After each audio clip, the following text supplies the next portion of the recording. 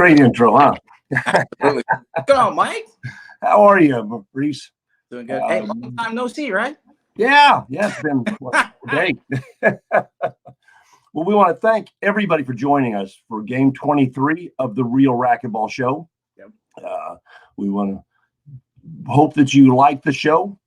Share the link, spread it around, get everybody to watch it. We've got a really good show. As Maurice said, we just left Des Moines yesterday. Did you fly out last night or was it today? I flew out yesterday. Yesterday, okay. About 1:30 in the morning. Oh my! Wow. Yeah. You know, it is what it is. Yeah. Well, it's about a 4-hour drive for me, and I left Des Moines about at 7 p.m. So I got home about 11:30 last night, and was glad to be home. Jealousy. Jealousy. Good event, but we'll get into the event a little later. But it really was. It was a lot of fun. I hope everybody enjoyed it. Okay. Well, as I said, we've got some really great guests coming on to the show. I want to touch a topic real quick before we dive into that, though. We just recently had on July 6th the third quarter USA Racquetball call. It's for state board members and tournament directors. If you're either a state board member or a tournament director and you're not receiving the emails or the invitations to these calls, please reach out so we can make sure you're on that list. These are really beneficial calls. We want as much input as we can get from the state boards and the tournament directors from around the country, whether it's indoor, outdoor. We're looking for all that information. This last meeting we had on the 6th was really good. We did an R2 tutorial. They changed the email system with R2, so we did a little tutorial and helped a lot of people figure out exactly how that works, some of the new features. We talked a lot about ways to keep courts busy, programming some of the tools that we have on the USA Racquetball page. A lot of that information is new. We've got a group that's working really hard to populate that toolbox. So a lot of that work that gets done, we talk about in those meetings. The next one will be October 18th. So mark your calendar. We'd love to have you join us and have your input into things that you're doing in your area, ways we can all be working together. This will only work and only grow if we're all working together. Yeah. It's not about us or me. It's about all of us. So, okay. The next segment we're going to do, as I say every time, this is one of my favorites. I really love when we get a chance to award and recognize somebody as the real racquetball champion. And this happens to be somebody that you know very well, Maurice. Absolutely. It was your nomination, and It was a very quick, very unanimous decision. Once you started talking about all the amazing work that this lady is doing, it was the group just said yes, yep. So I'm going to let you introduce her and talk to her a little bit because you're very familiar with the work that she's doing, and I'm just really impressed with the write-up and all the work that she's done. Yeah. And the short time I chatted with her before the show, she's like a pretty amazing woman. She's awesome. Yeah, no. So introducing the real racquetball champion is, Katara Borrero, full name Katara Borrero. I've known her for, I don't want to say my age, but it's been a while. Okay, it's been a while. And for me, she's basically my second mom.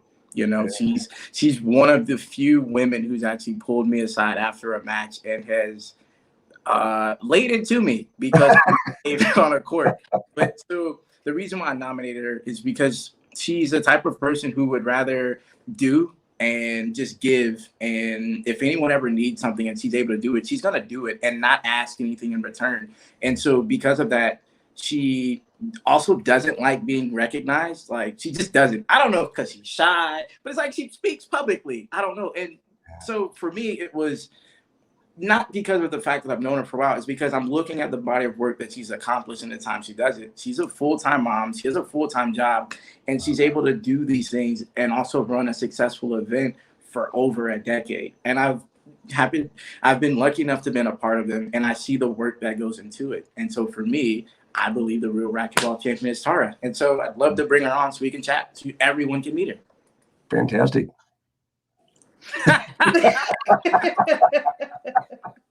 Welcome to the show. Thank you. Thank you very There much. was nothing I said that was untrue, though. Yeah.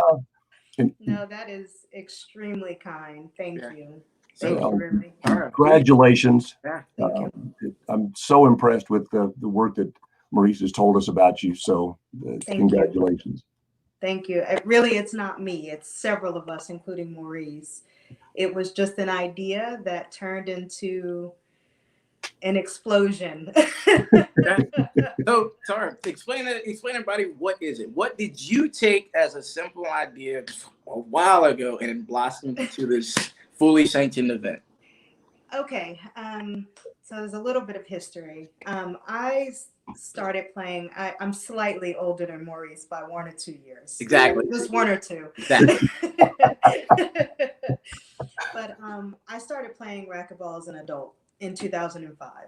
I was a track runner for a long time. I was a softball player for a long time and was always active. And as my kids got older and decided to have, other things to do outside of staring at their mother, I decided I want to get back into some sort of competitive sport. My husband, who was in the military, picked up a racket while he was in the military, as a lot of military guys do. Have no idea what the rules are. They just swing really hard at the wall. And I thought, oh, I could do that. So that's how that started. From there, I can't do anything half measure. So I wanted to take lessons and really learn how to play the sport. And loved it, and met some really phenomenal people. Maurice and his family being a part of that group, and decided that, okay, yeah, I'll compete. I'm a competitive personality. I'll do that. And Lynn Fonseca, who is actually the person who taught me how to play the game, actually talked me into my first tournament. And I showed up at the tournament at the time Southern Athletic Club, which is now Racquetball, and said, okay, I'm ready to go. Nervous. And I showed up and had to, in a D division, had to play Lynn Fonseca in an open division. So I am putting these two things together of how this happened. So after paying that money, I thought, this doesn't make sense. How do you encourage other women to come and play if they show up and have to play women in an open division?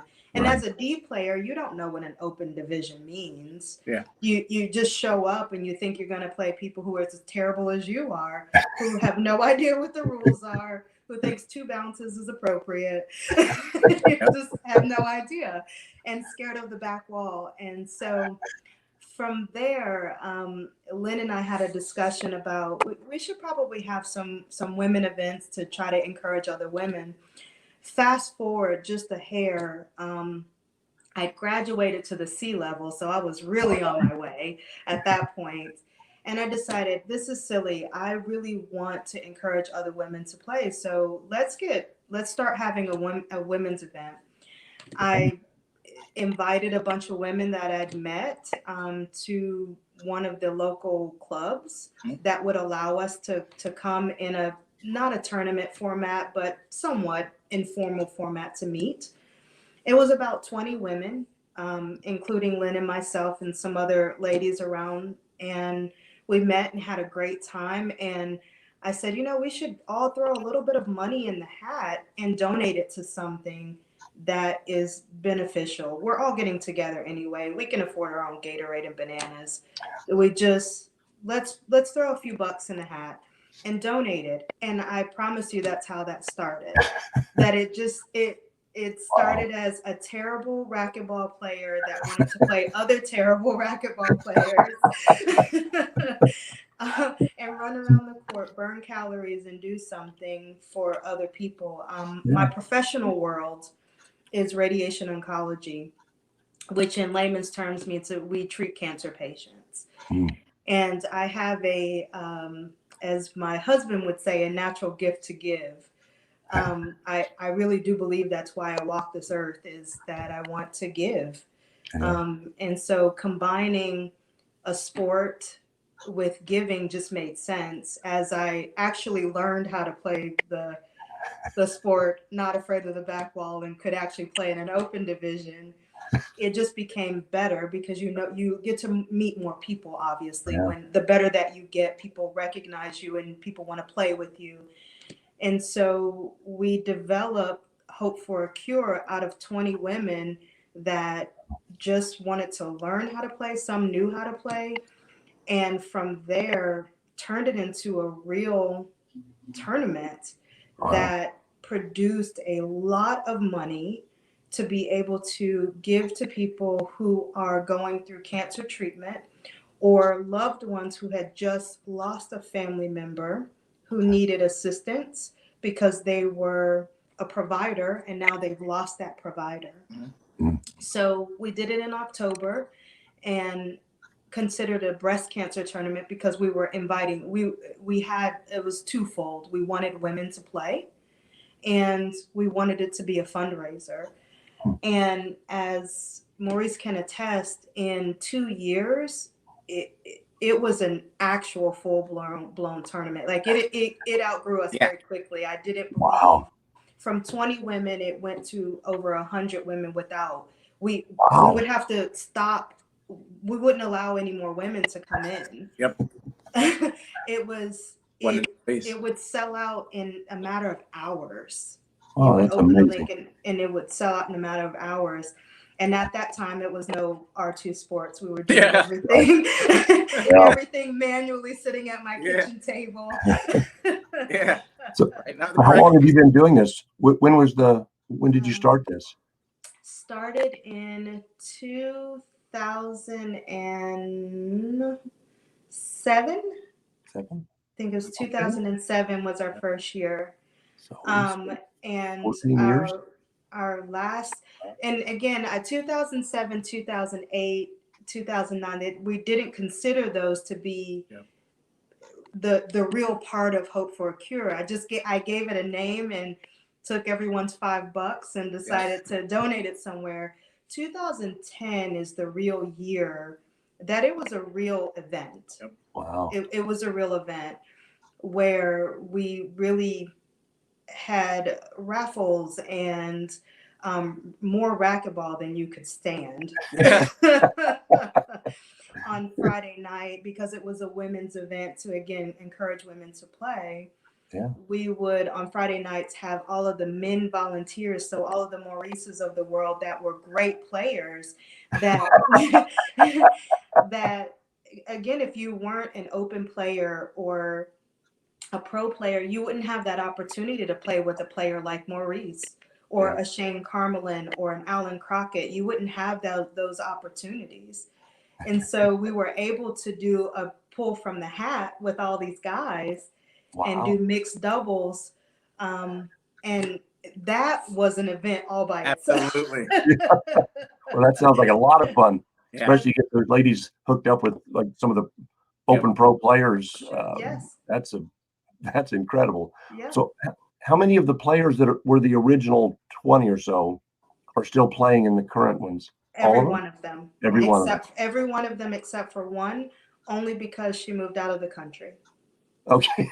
Well, that says a lot about the integrity of the event when all of those people that kind of got started. That's really impressive. At our last event, I think we had anywhere from 12 to 17 states represented. Wow, that is impressive.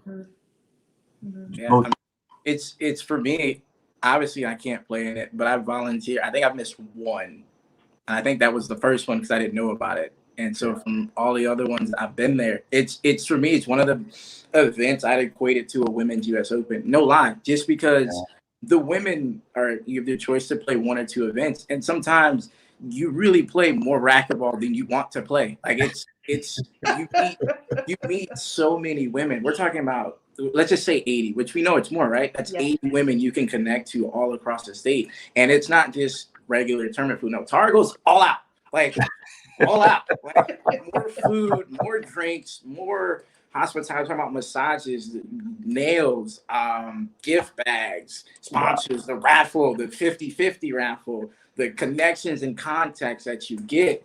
It's just something that was unprecedented at the time. You know, many other events are doing it too, which is absolutely fantastic, to the point where it went from being a hope for the cure for breast cancer to all cancers, because everyone is supported at that time. And I mean, it's really a full-fledged event. I think there's been 11 of them.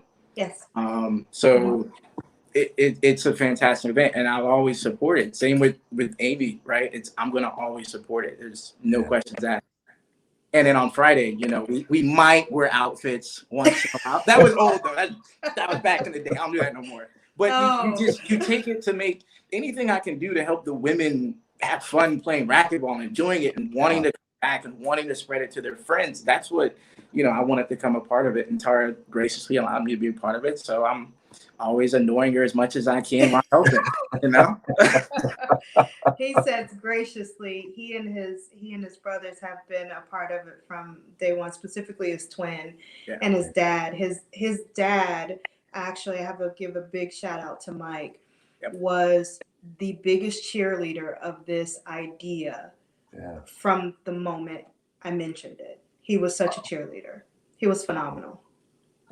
That is really impressive. So many tournaments struggle to get any women to play at all, and it's tough. I ran 5 tournaments a year in the Kansas City area, and we always struggle to get enough women to fill the divisions up. So to hear that you have a tournament that's women only as a fundraiser and sell it out quickly and have to turn down is just really impressive. So I can't, you know, that's, like I said, it was an easy choice for you to be the real racquetball champion. Well, thank you.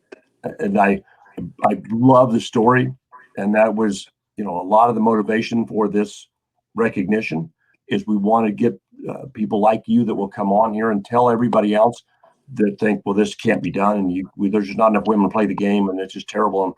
And you've done what they say can't be done.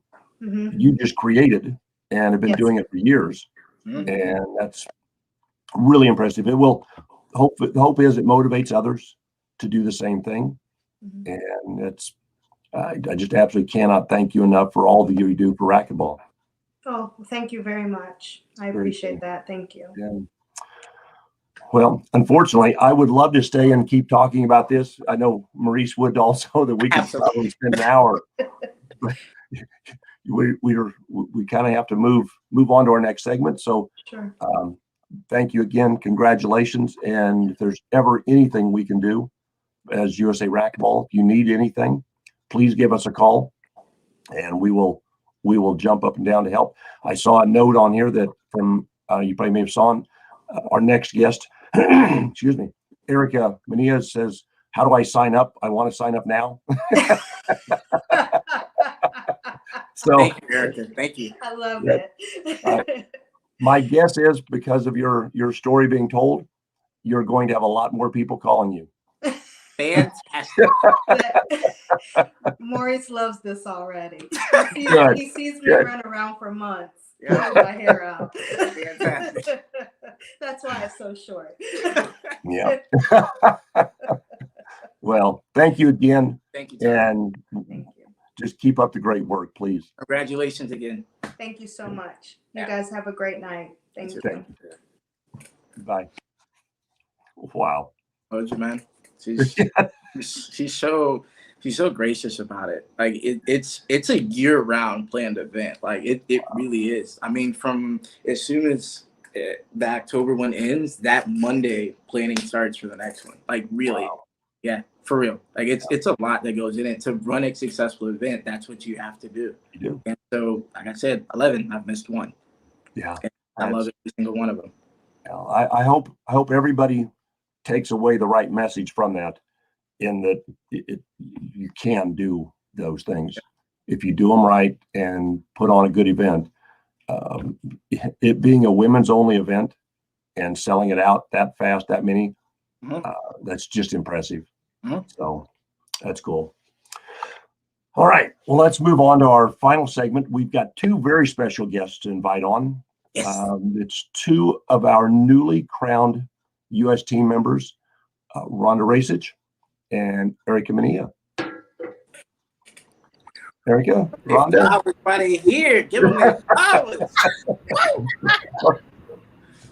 Welcome to the show, and thank you for joining us. How was your trip home? Did you get home safe? Is it Rhonda? You're in Arizona and Erika in West Coast, California, right? I'm in Denver, Colorado. I just got back about 2 hours ago. So Oh wow! I'm happy to be back home. Rhonda? Yeah, I got home this morning. I left there before the sun was up. It's been a long day. I would imagine. So, well, thank you for taking the time to join us. We really appreciate it.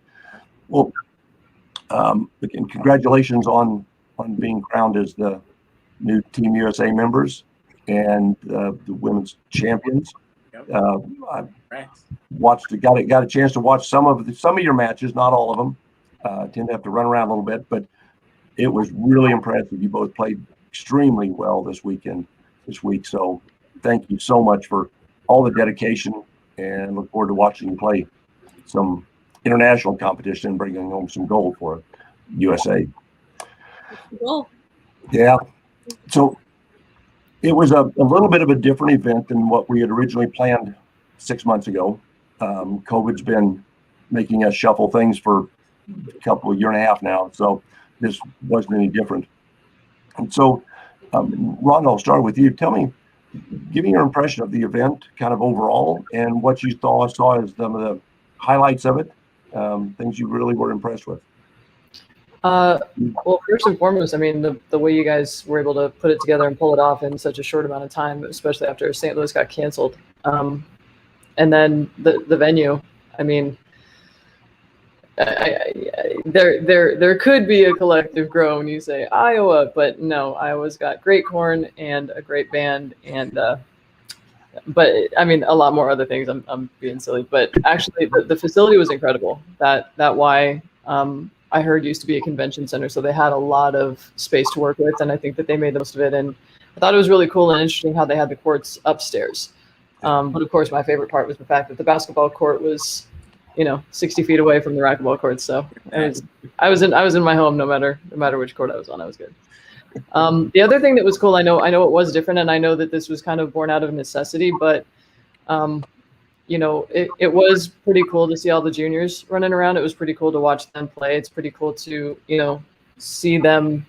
You've heard of their names when they were 8, 10, 12 years old, like, oh, they're going to be good, and now they're in the 16s and 18 finals and stuff, and you're like, hey, wait, I know that name. And, some of them we know a little better than others, but, it was cool to be able to walk around and see them play. And it was also cool to look out in the crowd and see so many of them watching us play. That was, I think, a really cool thing for both the adults and the juniors to have it combined like that. And it's also the first time that I'm aware of, at least since I've been playing, that we've had a national doubles and a national singles basically at the same time. And I know it wasn't all the amateur divisions, but it's still, the U.S. team qualifier.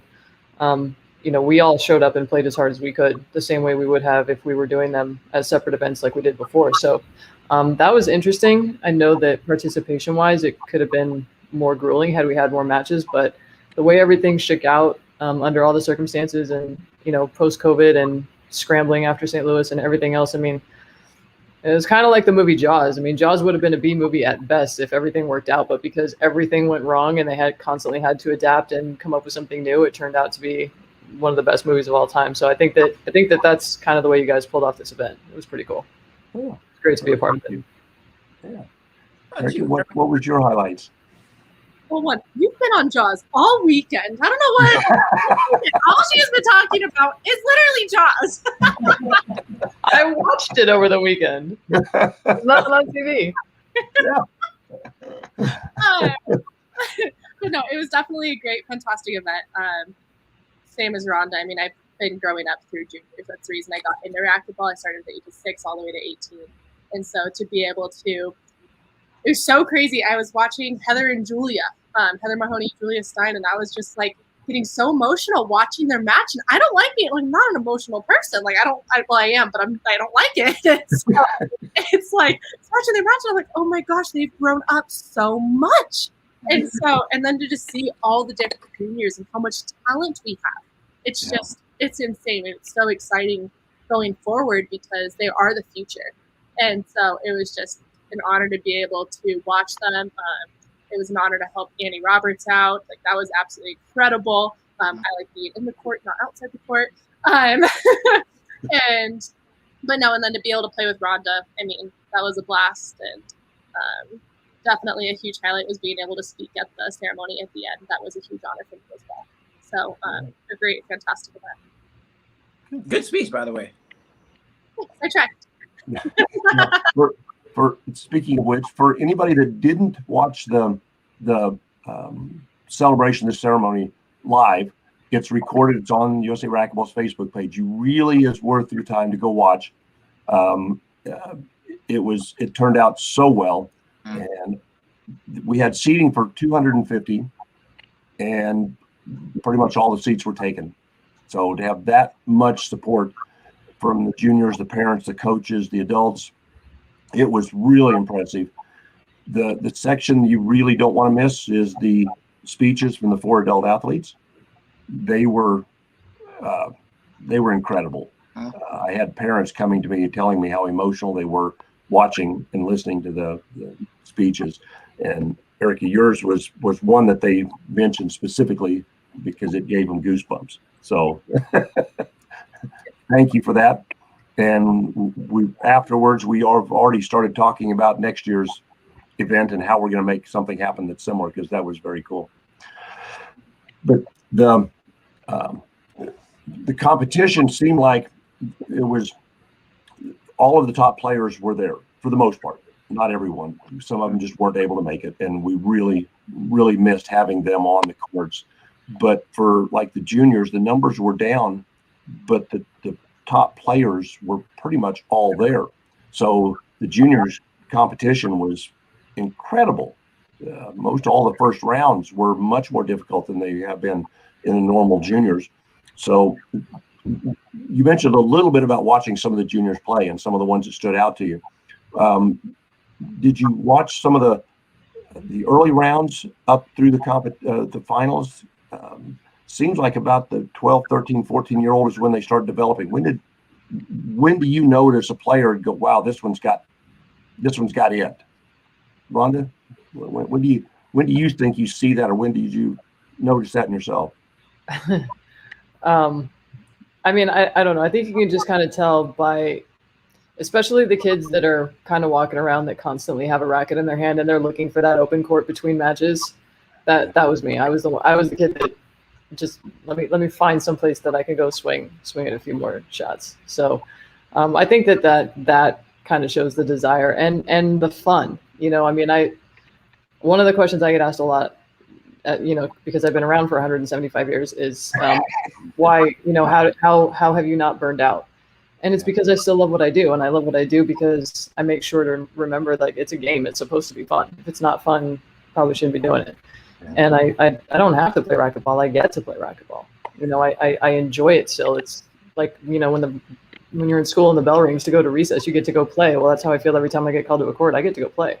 I don't have to train every day. I get to train every day. I don't have to go practice. I get to go practice. Like, this is a privilege. This is an opportunity, and I enjoy what I get to do. And I think when you can see the little kids still having that joy, when they have that aha moment of something they've been working on clicks, or something that they tried to do in a match and it works, or just even the camaraderie and the friendships that you develop, not just across the nation but across the world as you make the team and go to the international events. These are truly relationships that all the adults spoke of at the dinner the other night. These are the lifelong friendships that you can pretty much go anywhere in the world, find somebody that is a racquetball player, and even if you have heard of them or they've heard of you and you've never met, you have an instant bond. And it's like meeting a new family member you just hadn't met yet. So I just think all of those things are super valuable, especially at that young age, and for them to be able to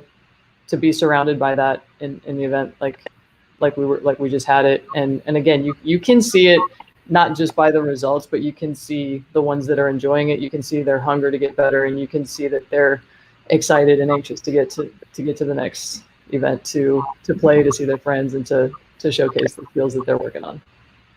Yeah, and since the junior championship was not able to happen last year, most of these juniors haven't seen some of their friends in 2 years. So it really was special to watch all these kids get together and play, whether it's racquetball or just run around and enjoy themselves. Erika, you've only been out of the juniors for a year or two. So what's a year or two, yes. what's your thoughts on that? When watching the juniors, is there a part of that you go, wow, that was I remember being in that spot? Definitely. I remember being in a lot of their spots and just running around. There were some kids that they weren't even playing in the tournament anymore, and they're like, I was like, what are you up to? They're like, oh, I play in 5 minutes. I'm like, wait, what? And they're playing a squash game on the back courts, you know what I mean, all playing with their rackets. And so it was super cool, and I just totally remember it, and even to this day, Lexi York, Jordan Cooper Ryder, Holly Scott, I looked up to Danielle P, or I don't know her last name, sorry, Michelle De La Rosa, Aubrey Kirch, like all the players that I used to look up to, just all through juniors, Jake Redeback, Sam Redeback, they were on the team, so it was just absolutely incredible it's truly friends for a lifetime. And so I think that's neat. And on your part of how do you tell if someone's going to be amazing? There's some kids that are naturally athletic, yes. But it's the kids that you may look at and you're like, you just don't have it yet. But I can guarantee you those are the kids that are going to come back and next year or the year after that. Because they're going to go home and they're going to win. And the difference is if they don't always have that natural ability, some of the kids that have the natural ability, they don't put in as much work. It's the kids that sometimes don't have the natural ability, but they go and they work and they get a coach and they put in the time and they do everything else that all these other kids aren't doing. So at their age, if you put in the work, you will be the best. And so those are the kids I think you really think about so that the ones that you look at and you're like, that kid's good. Maurice, I know that you and Troy put on a junior clinic. Yeah. One of the days, and the pictures I saw looks like there were a lot of kids there. Tell us a little bit about how'd that go. What's your thoughts on that? The clinic was absolutely fantastic. Troy got to go to maybe I think it was 1 junior national, maybe 2. I didn't go to anyone. Which, by the way, if there's a vote on how we're going to do it, I'd love to do it the same way we did it this year. I absolutely love the same way Rhonda said. I loved watching the juniors play, and then seeing some of the ones where I got to beat, and they're watching them come up and say, "Hey, good job." Obviously I didn't get the result I won, but seeing their joy, their excitement watching this play was great, and then turning around and seeing some of those same juniors attend the clinic, I feel like for me and Troy, it's pass on the same knowledge that was given to us. I started at 6, he started at 9. And so, we didn't have coaches, but a lot of people along the way gave us advice along the way. And so if there's anything that we can show or give or pass along, like they're going to be the next generation. I'm about as old as dirt. I'm the same age as Rhonda. You feel me? So I'm going to be retiring pretty soon. She's way more talented, so she can keep going. But did you just call me old? I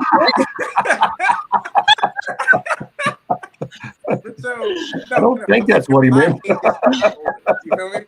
So they're going to be the next generations, and so they're in school still, or they've got juniors that are around them or friends that they can see a lot more, and so they can now introduce that to their friends. A lot of them are on the team or are part of a high school team, so they can take that knowledge back and hopefully build the base of talent that they've now got. Because maybe there's a kid who's like, oh, okay, you got to do this. And he tells a person, and then they go tell another person. They might go tell 2. And now you've exponentially grown the reach that you might have. If we could do more, I absolutely would do it 100% of the time. He was asked. It wasn't a when is it. It was a when and where and what time. It was, hey, are we going to do it? We're going to make sure it's cool. Because a lot of times a better player won't help a lower level player, and I understand the reasonings for it. But if there's someone who wants to learn something, I'm more than willing to go and do it. And so for juniors, as long as they've got a great attitude, and even some, it's like you pull them aside and say, hey, look, you might be acting this way now, but you never know who's watching you. You know, there are certain people who might keep their eye on you just because of how you acted. Your character and your integrity speaks more. Yeah, wins and losses matter, but sometimes it is, well, how did they win the match? How did you carry yourself when you were on the court?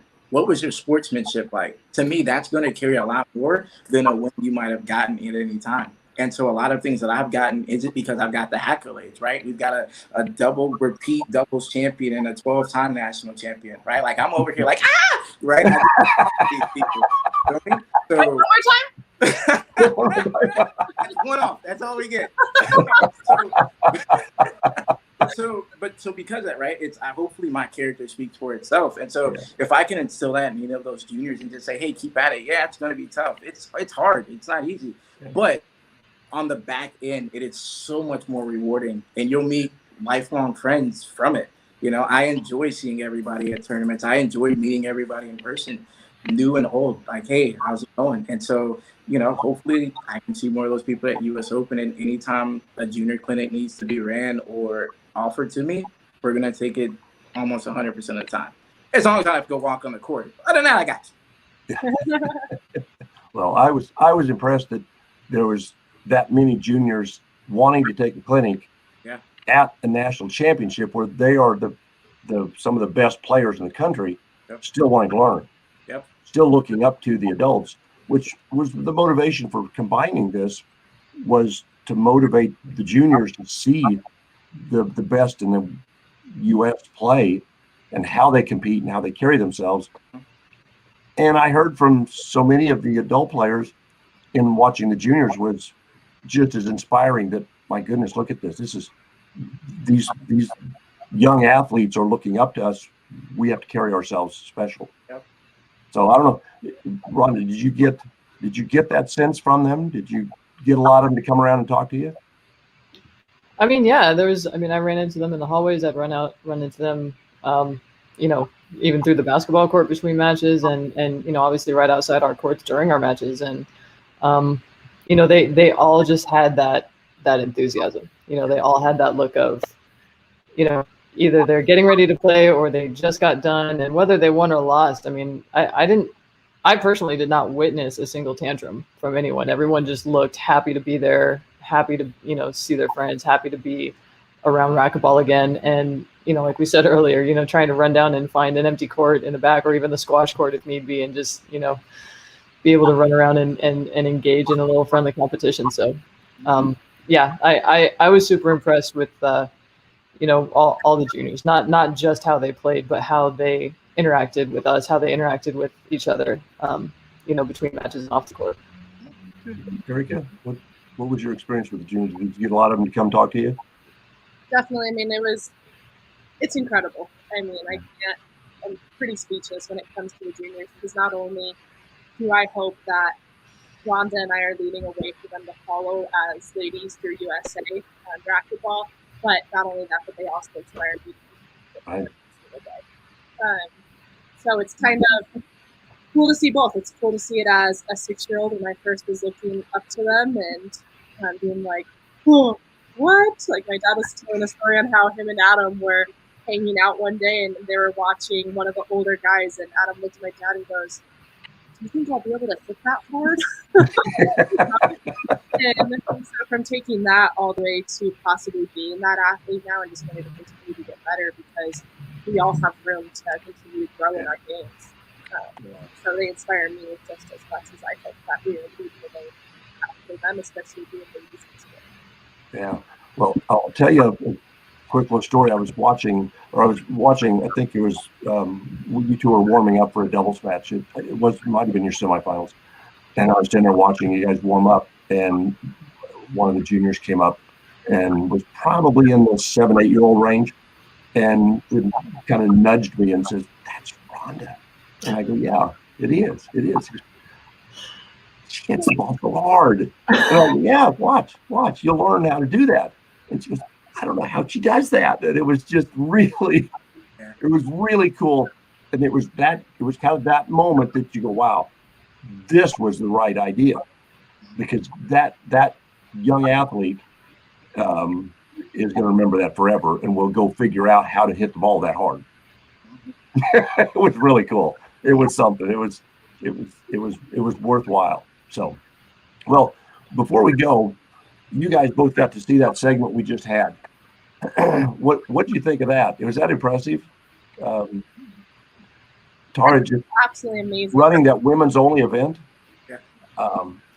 That's just amazing. When so many tournaments struggle to get enough women to come play, that she just took it and said, "Nope, we're going just women," and sells it out. I 100% love that. And please give me the information. Give me her number. Give me something because I want to go. 100%. And Rhonda's coming with. So, sorry, Rhonda. Package deal. Package deal. Well, So, but it's actually really cool because it leads into exactly what not only we need in this sport, but what the Ladies Pro Tour is trying to do and what Rhonda and I are trying to do as well. And we just started 2 months ago making all ladies clinics. And we're taking it on tour. We just partnered with LPRT to be able to do it to very similar grow the sport. And so how cool is it that on the East Coast, because we don't know much about racquetball on the East Coast too much, because we're from Arizona and Colorado. I know, so I'm going to be calling you. Let me tell you. All right, that's fine. Take it back. It's so amazing that there is a huge group of us ladies out there. There truly is, but sometimes it's not seen in the tournament market, and that's okay. We don't need it to be in tournaments. Not everyone has to play in tournaments to love the sport. Right. And so if we can just get the joy of it and bring that community together and continue to build those relationships, that's what racquetball's about. Racquetball isn't always about getting the gold medal. I mean, we love it. That's why we're the competitors for it, but it's for the passion and love that we have for the sport and for the people who play the sport. So huge thank you to Tara out there for doing everything she's doing and everyone else in the sport is helping out with that, and it's continuing to grow it. Yeah, and to do all of that and donate all the money to an charity or an organization that's doing such great work, that's why she's the real racquetball champion. Those are the people, and there are a lot of those out around that nobody ever hears of. I'd never heard of her before until Maurice introduced us. So there's so many of those people that we're trying to recognize. So if anybody watching knows one of those people, please let us know. Send us their name, send us their information. We want to recognize them for the amazing work that they're doing. All right, Maurice, any other questions? I'm ready to go. Congrats again, ladies, for your achievements this weekend. I want to say thank you to everyone in the chat as well. I know Namra, thank you. There's Christine Torres, Thomas Parks, Rhonda, Carrie. Thank you all for your guys' support as well. Yeah, fantastic. Thank you, everybody. I want to give one last shout out to Amy. I hope you're feeling better, and I hope you know that this gold's for you. Yeah. Absolutely. Thank you. All right. Well, thank you both. Congratulations, and we'll talk again soon. Sounds good. Thanks for having us. Thanks, guys. Bye. Wow. That's just really fun. Those two will represent U.S. so well in both their play and their off the court. It's very proud to have them on the team. Yeah. All right, Maurice, I think we've come to the end of our show. Any closing comments or thoughts? No, I thought the show was fantastic. Tara, obviously, congrats on being the Real Racquetball champion, number 12. And then, once again, congrats to Erika and Rhonda. Appreciate your opinions. Congrats on the achievements. Yep, very good. Great guests. We appreciate all of them for coming on, taking the time, especially after traveling and having such a busy schedule. We appreciate your coming on. So, Maurice? Everybody, share the feed, please. Yes. Share the feed. Send it through email, through text, through Facebook, through YouTube, whatever you have to do so everyone can be can know about what's going on. And then send your Real Racquetball nominations to Shane at usracquetball.com. I'm getting there, see? There you go. Perfect. And you're right on.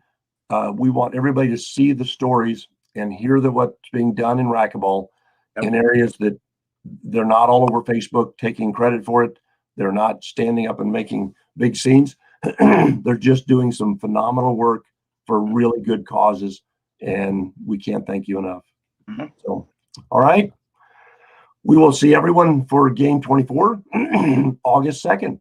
Yep. So until then, thank you. Keep playing and bring someone new in. Teach them how to play.